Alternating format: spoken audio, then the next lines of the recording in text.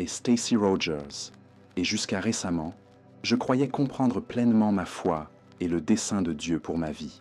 J'ai toujours été chrétienne. J'ai grandi dans un foyer pieux, et je faisais tout ce que je pensais être juste. Je donnais la dîme, j'aidais les nécessiteux, et je priais tous les jours. Mais ma vie n'a jamais été facile.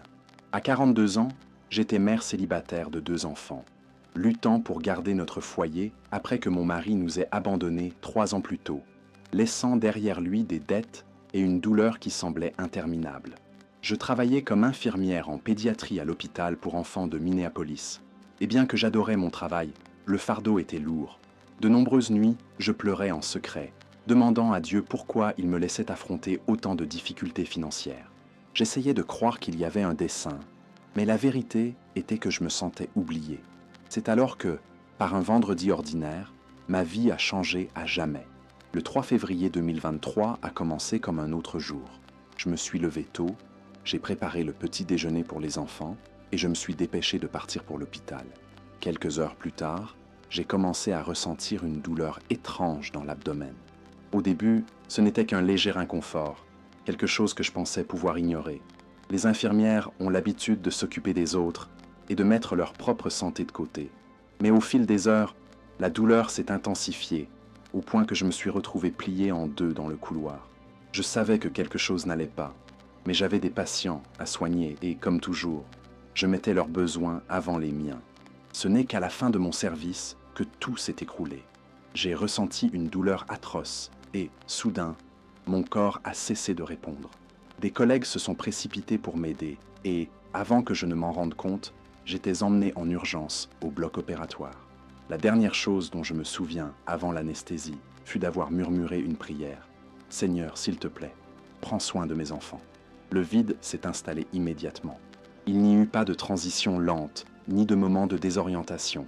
Cela s'est produit en un éclair. Une seconde auparavant, j'étais allongé sur la table d'opération, sentant le poids de l'anesthésie m'entraîner dans les ténèbres. La seconde suivante, j'étais au-dessus de tout, observant la scène comme si j'étais simplement spectatrice. Je voyais les médecins et les infirmiers s'affairer sur mon corps, sans éprouver la moindre panique. J'aurais dû avoir peur, être désespéré, mais au lieu de cela, une calme indescriptible m'envahissait. Je voyais tout avec une clarté absolue, chaque détail étant amplifié, comme si mes sens avaient dépassé les limites humaines. Le bruit des moniteurs qui bipaient, la sueur sur le front du chirurgien, l'expression tendue de l'anesthésiste, tout était d'une netteté incroyable. Et puis j'ai entendu quelque chose qui m'a glacé le sang, quelque chose que je n'oublierai jamais. Elle est partie. Arrêt cardiaque, temps de décès, 9 minutes et 12 secondes. Pourtant, je ne me sentais pas morte. Au contraire, je n'avais jamais été aussi vivante. C'est alors que j'ai réalisé que je n'étais pas seule. Quelque chose, ou plutôt quelqu'un, était là avec moi. Mais je ne pouvais pas voir qui c'était. Il y avait une présence. Quelque chose qui pulsait autour de moi comme une vibration silencieuse et puissante. Ce n'était pas une personne, mais ce n'était pas non plus une simple sensation. C'était comme si l'air lui-même était imprégné de conscience, de dessein. Une force invisible m'enveloppait, et au moment où j'en pris conscience, j'étais attiré ailleurs.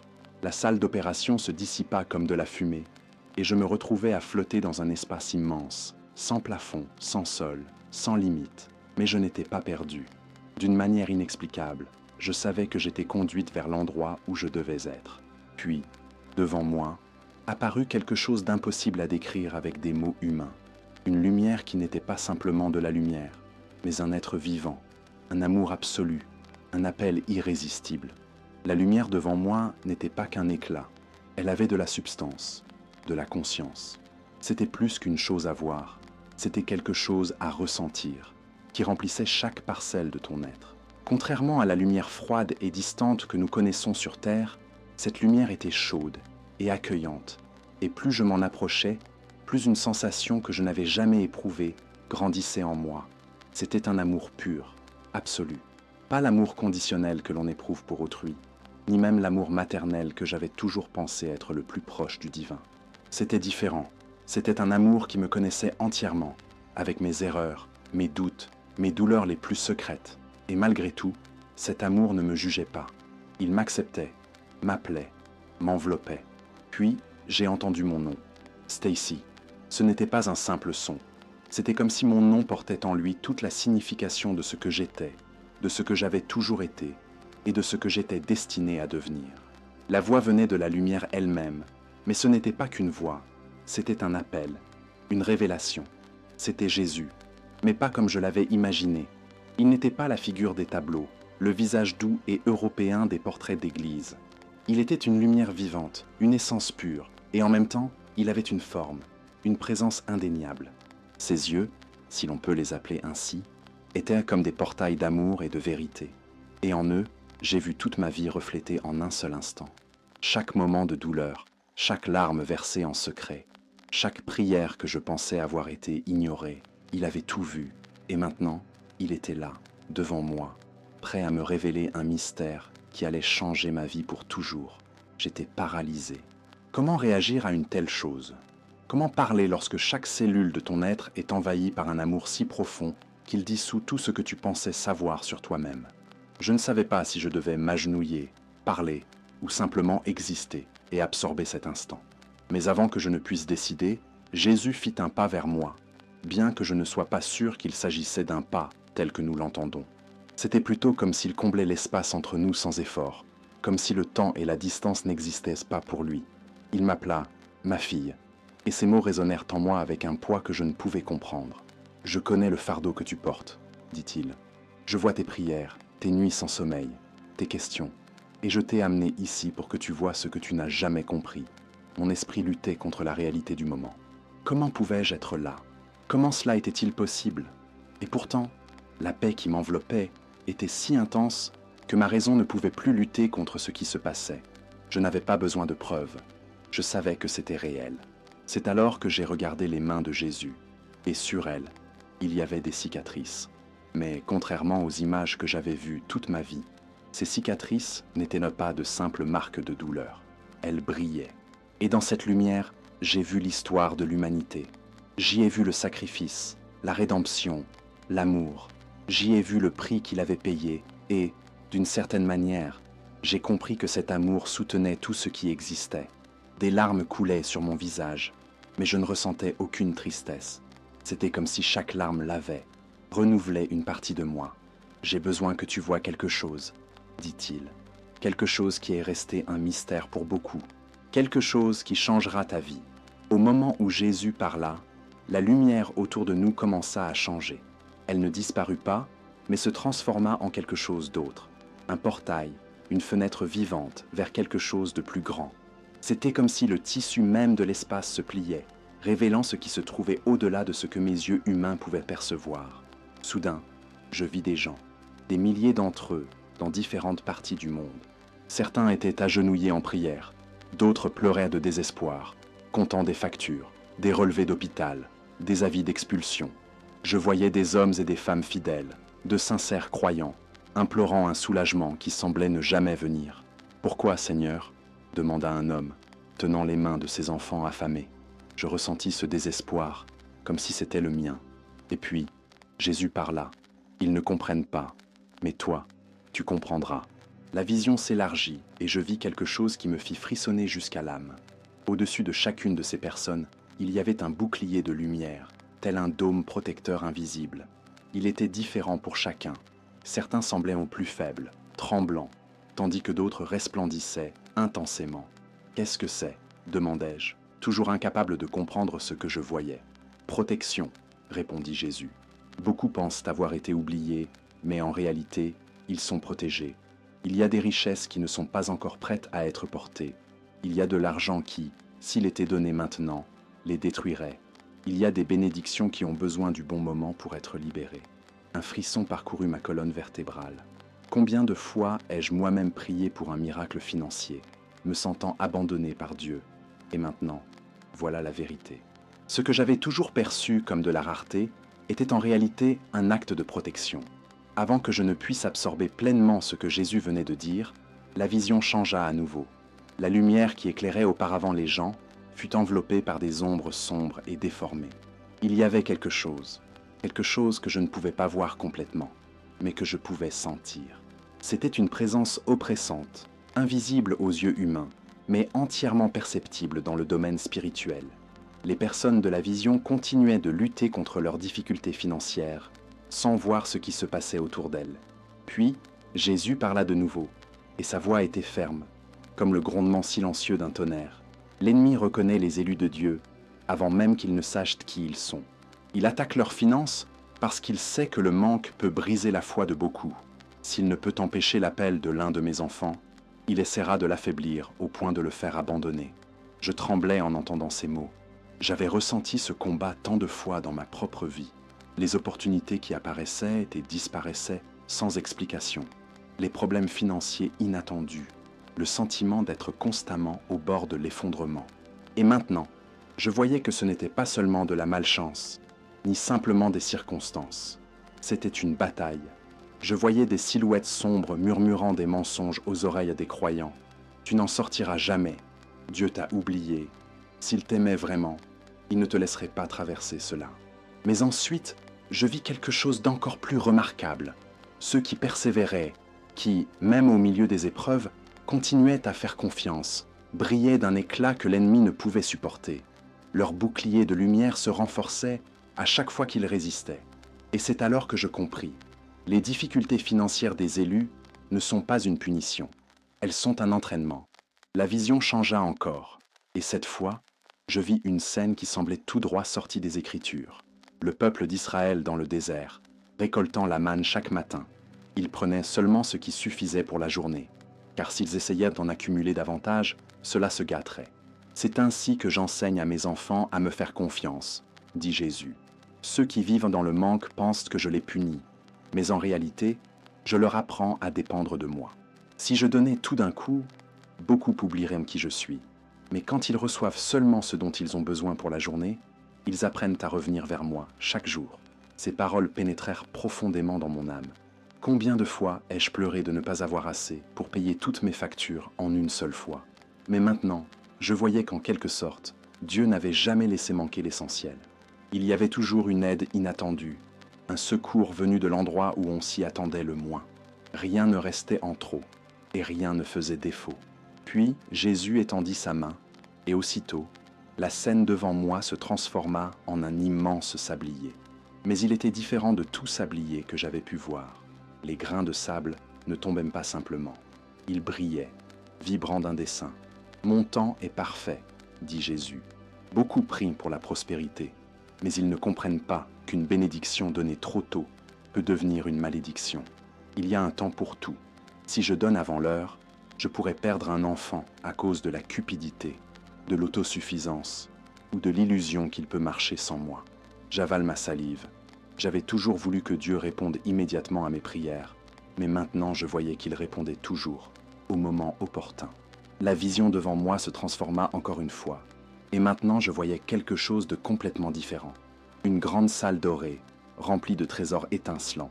Mais en m'en approchant, je réalisais qu'il ne s'agissait pas d'or, de bijoux ou de richesses matérielles. C'étaient des moments, des expériences, des témoignages. Chacun de ces trésors était un fragment de la vie de quelqu'un qui avait traversé la pénurie, mais qui, au lieu de renoncer, avait choisi de faire confiance à Dieu. Ce sont les véritables riches, dit Jésus. Et en regardant de plus près, je vis les visages de ceux qui avaient enduré des épreuves sans perdre la foi. Ils brillaient d'une lumière que le monde ne pouvait éteindre. Ceux qui restent fidèles malgré le manque accumulent des trésors que personne ne pourra leur enlever. La richesse de ce monde est éphémère, mais la richesse que je donne est éternelle. Un nœud se forma dans ma gorge. Combien de fois m'étais-je senti frustré, me demandant pourquoi Dieu ne me bénissait pas financièrement. Mais maintenant, je voyais que chaque difficulté, chaque mois difficile, chaque lutte m'avait appris quelque chose d'inestimable. J'étais en train d'être forgé, renforcé. Je voyais des images de ma propre vie, les moments où j'avais dû choisir entre désespoir et confiance, les jours où j'avais crié pour un miracle, et même sans voir de réponse immédiate, j'avais continué à croire. C'est alors que j'ai compris, Dieu ne se soucie pas seulement de ce que nous pouvons tenir dans nos mains, mais de ce que nous portons dans notre âme. La lutte n'est pas une question d'argent, c'est une question de foi. Si tu apprends à trouver de la joie au milieu du manque, dit Jésus, alors tu seras prête à recevoir quoi que ce soit sans que cela te détruise. La scène devant moi se transforma à nouveau, et je vis quelque chose qui serra ma poitrine. Une longue route s'étirait devant moi, et de chaque côté, des personnes marchaient en sens opposé.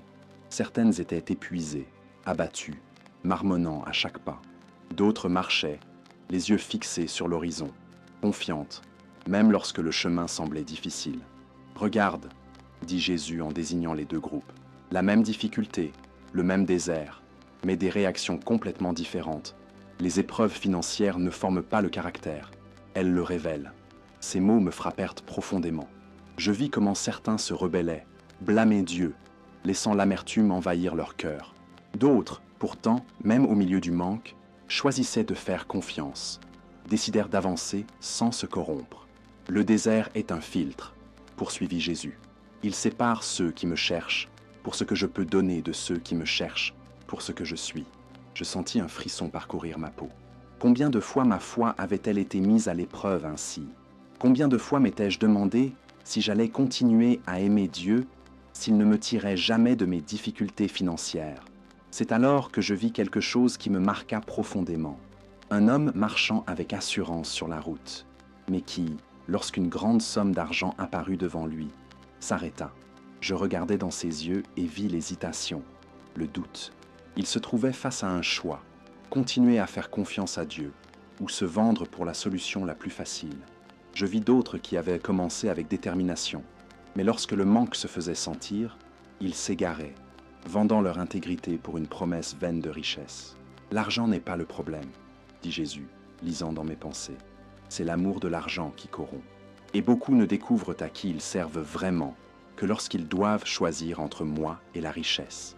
La route devant moi disparut, et à sa place, je vis des portes, des centaines d'entre elles. Certaines étaient grandioses, imposantes, faites d'or et de pierres précieuses. D'autres étaient simples, petites, usées par le temps. J'observais des personnes essayant d'y entrer, certaines frappant désespérément à des portes closes, d'autres passant sans hésiter par de larges entrées. Mais soudain, je vis quelque chose qui me fit frissonner. Certaines de ces portes dorées, qui semblaient si prometteuses, menaient au néant. Des gens entraient et disparaissaient, comme s'ils étaient engloutis. D'autres portes plus petites, que beaucoup négligeaient, brillaient d'une lumière visible uniquement à ceux qui cherchaient Dieu. Combien de fois as-tu pleuré devant une porte qui ne s'ouvrait pas? Demanda Jésus, sans détourner le regard de la vision. Je sentis mon cœur se serrer.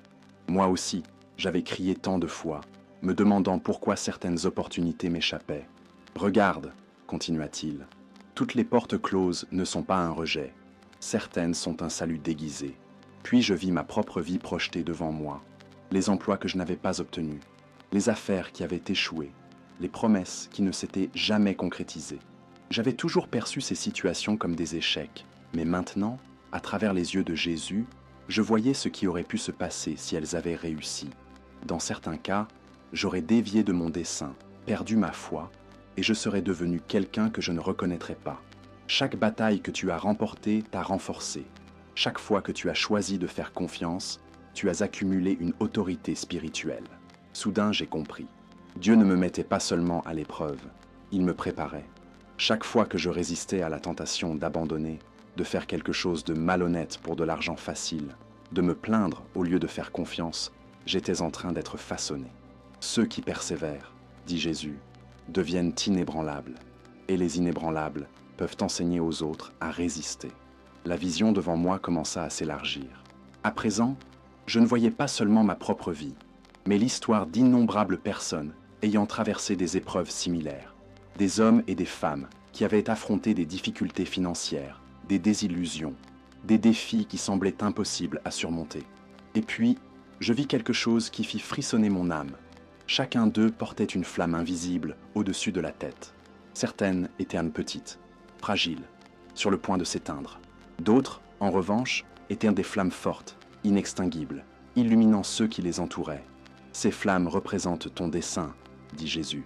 Chacun de mes élus porte une mission, mais le feu de cette mission ne grandit que lorsqu'il reste fidèle dans le désert. Je vis des personnes au bord de l'abandon, sur le point de renoncer à leur foi à cause du manque. Et je vis d'autres qui, même sans comprendre le plan, continuaient de faire confiance, de marcher, de croire. Cela brillait le plus fort. Puis Jésus me regarda, Et pendant un instant, j'eus l'impression que l'univers entier s'était arrêté. « Tu dois revenir », dit-il d'une voix qui résonna comme un tonnerre silencieux. « Ils doivent comprendre que leurs luttes ne sont pas une punition, mais une préparation. Ils doivent savoir que je ne les ai jamais abandonnés. » Mon cœur se mit à battre la chamade. Je ne voulais pas partir. L'amour que je ressentais là était plus grand que tout ce que j'avais jamais connu sur Terre. Mais, en même temps, une certitude s'empara de moi. Je devais partager cela. Alors, je ressentis une force qui m'entraînait. La lumière autour de moi commença à se dissoudre, et tout se transforma en une explosion de chaleur et d'énergie. C'était comme si j'étais aspiré de nouveau dans quelque chose de petit et limité. Mon corps, je me réveillais. Le premier son que j'entendis fut le bip frénétique des machines. La première sensation fut la douleur, une douleur aiguë dans la poitrine, comme si quelque chose m'avait été arraché. Mais la douleur la plus forte n'était pas physique. C'était le sentiment d'avoir été arraché à un lieu auquel j'appartenais vraiment. Ma respiration était irrégulière. Mes poumons semblèrent brûler et je pouvais à peine comprendre ce qui se passait. « Elle est revenue !» cria quelqu'un. Une explosion de voix remplit la pièce. Des médecins et des infirmiers se précipitant autour de moi, avec sur leurs visages des expressions d'étonnement et de soulagement. Je vis des larmes aux yeux d'une infirmière qui murmura « Mon Dieu, nous t'avons perdu !» Je voulais parler, dire que je n'étais pas réellement perdu. Au contraire, j'avais été retrouvé. Mais ma gorge était sèche, mon esprit oscillant encore entre deux mondes. Des minutes s'écoulèrent avant que quelqu'un n'ose dire ce que tout le monde semblait craindre. « Elle a été morte pendant plus de 9 minutes », murmura l'un des chirurgiens. Je vis des regards d'incrédulité autour de moi, comme si ma présence là était un miracle que personne ne pouvait expliquer. Et c'était vrai. Mais je savais que le plus grand miracle n'était pas le fait que je sois en vie. Le véritable miracle était ce que j'avais ramené avec moi. Alors que les médecins vérifiaient mes signes vitaux, déplacèrent des équipements et chuchotaient entre eux, une certitude grandissait en moi. Je me rappelais tout, chaque mot prononcé par Jésus, chaque vision, chaque révélation. Et je savais que ma vie ne serait plus jamais la même. Les heures qui suivirent furent un tourbillon d'examens, de questions et de regards incrédules. Les médecins essayaient de trouver une explication logique à ce qui s'était passé, mais je savais qu'il n'y en avait aucune. Oui, techniquement, mon cœur s'était arrêté pendant 9 minutes et 12 secondes. Oui, cela était assez long pour causer des dommages cérébraux irréversibles. Mais me voilà, entière, consciente, sans séquelles. Ce qu'ils ne pouvaient pas voir, c'était ce qui m'était arrivé de l'autre côté, ce que j'avais vu, entendu, ressenti. J'essayais d'organiser mes pensées, mais tout était si vivant en moi qu'il m'était presque impossible de le faire. Je n'avais pas seulement des souvenirs de cette expérience. Je ressentais encore une partie de cette présence en moi, comme si le toucher de Jésus ne m'avait jamais quitté. Au milieu de tout cela, un doute murmura dans mon esprit. Et si ce n'était qu'un délire causé par l'anesthésie? Et si ton esprit avait tout créé? Mais au moment où cette pensée surgit, quelque chose se produisit. Mon regard se posa sur la petite table de chevet où un modeste Nouveau Testament d'hôpital était ouvert. Mon cœur s'accéléra en lisant le verset qui semblait avoir été placé là juste pour moi. Maintenant, je vois clairement que Dieu ne fait pas de favoritisme, mais qu'il accepte tous ceux qui le craignent et pratiquent la justice. Acte 10, 34, 35. C'était comme s'il me répondait. Ce n'était ni un rêve, ni une hallucination. C'était réel. Et maintenant, j'avais une mission. Dans les jours qui suivirent, alors que je me remettais à l'hôpital, quelque chose en moi changea pour toujours. Ma vision de la vie, de Dieu, des difficultés, tout avait été transformé. Je regardais les factures qui s'accumulaient, l'incertitude financière qui m'entourait encore, mais désormais, je voyais au-delà. La pénurie ne me semblait plus être un fardeau, mais un entraînement. Je comprenais que chaque défi que j'avais affronté n'était pas un abandon de Dieu, mais une purification. Ma foi avait été éprouvée par le feu, et maintenant je voyais un dessein dans tout cela. Les difficultés financières n'étaient pas une punition, elles étaient une préparation. Je le ressentais dans chaque fibre de mon être, mais il y avait encore autre chose. Je ne pouvais pas garder cela pour moi seul. Au moment où j'eus cette prise de conscience, je ressentis la même présence que j'avais éprouvée de l'autre côté, comme si Jésus était là, avec moi, confirmant ce que je savais déjà. « Tu dois leur en parler », résonna sa voix dans mon cœur. Ils doivent comprendre que je ne les ai jamais abandonnés. Ce fut à cet instant que je pris ma décision. Je partagerai mon histoire, quoi qu'en disent les autres. Peu importe s'ils pensaient que ce n'était qu'un délire, une illusion. Je savais que c'était réel. Je savais que j'avais été renvoyé pour apporter ce message. Les difficultés financières des élus ne sont pas une punition. Elles font partie d'un plan divin. Dieu prépare ses enfants à quelque chose de plus grand. Et maintenant, ma mission était de le raconter au monde. La première fois que je racontais mon histoire à voix haute, ce fut à ma sœur, qui vint me rendre visite à l'hôpital. Je m'attendais à ce qu'elle soit sceptique, à ce qu'elle dise que tout cela n'était qu'un délire provoqué par l'anesthésie.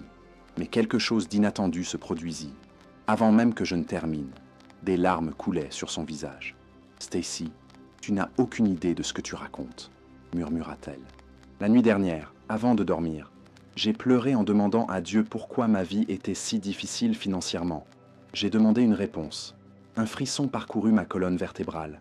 La réponse était venue, et j'étais l'instrument pour la transmettre. Avec le temps, je commençais à partager mon histoire avec plus de personnes, amis, membres de l'Église, voire des inconnus sur Internet. Certains écoutaient avec scepticisme, d'autres étaient profondément touchés. Mais, quelle que soit leur réaction, je savais que ma mission n'était pas de convaincre qui que ce soit. Ma mission était simplement de dire la vérité. Et c'est ce que je fis. Ma situation financière ne changea pas du jour au lendemain. Il n'y eut pas de miracle soudain, ni de chèque inattendu arrivé par la poste. Mais ma perspective changea complètement. Je ne voyais plus mes difficultés comme un signe d'abandon, mais comme une partie d'un plan plus grand. Et quand j'arrêtais de me désespérer et que je commençais à avoir confiance, quelque chose d'incroyable se produisit. Les bonnes portes commencèrent à s'ouvrir. Ce n'étaient pas les portes que j'attendais, mais c'étaient celles dont j'avais besoin. La foi que j'avais développée me rendait plus forte, plus résiliente et, surtout, plus confiante dans le temps de Dieu. Maintenant, je sais, Dieu ne nous laisse jamais sans réponse. Il ne répond qu'à sa manière, souvent incomprise sur le moment. Mais si nous avons confiance, si nous persévérons, nous verrons que chaque épreuve faisait partie du chemin vers quelque chose de plus grand. Si je pouvais remonter le temps et parler à la Stacy d'antan, celle qui pleurait seule dans sa chambre, en demandant à Dieu pourquoi la vie était si difficile, je lui dirais de ne pas avoir peur. Je lui dirais que chaque larme avait un but, que chaque lutte façonnait en elle une force qui un jour aurait du sens. Car aujourd'hui, en regardant en arrière, je vois que Dieu n'a jamais été silencieux. Il me préparait. Et si tu lis ceci et que tu as l'impression que Dieu t'a oublié, que la pénurie est le signe d'un rejet, laisse-moi te dire, il ne t'a pas abandonné. Tu es en train d'être purifié. Tu es en train d'être préparé pour quelque chose de plus grand. Mon expérience de presque mort m'a enseigné une vérité inébranlable. Dieu ne permet pas la douleur sans but. La pénurie, les difficultés financières, les prières qui semblent rester sans réponse, tout cela fait partie d'un plan plus vaste que nous ne pouvons pas toujours comprendre sur le moment. Mais si nous avons confiance, si nous restons fermes, viendra un jour où nous regarderons en arrière et verrons que chaque bataille fut une étape vers notre véritable dessein. Je suis revenu pour le dire. Maintenant, c'est à toi de croire. Si cette histoire t'a touché d'une manière ou d'une autre, dis-le-moi dans les commentaires. As-tu déjà vécu un moment où tu as senti que Dieu te mettait à l'épreuve? Comment as-tu réagi? J'aimerais connaître ton avis. Et n'oublie pas, abonne-toi à la chaîne et active la cloche de notification pour ne pas manquer d'autres contenus comme celui-ci. Cela fait vraiment toute la différence pour que ce message continue d'atteindre davantage de personnes. Maintenant, si tu veux comprendre d'autres mystères spirituels qui pourraient influencer ta vie, regarde la prochaine vidéo qui apparaît à l'écran. Tu ne peux pas manquer cette révélation. On se retrouve dans la prochaine vidéo. Que Dieu te bénisse.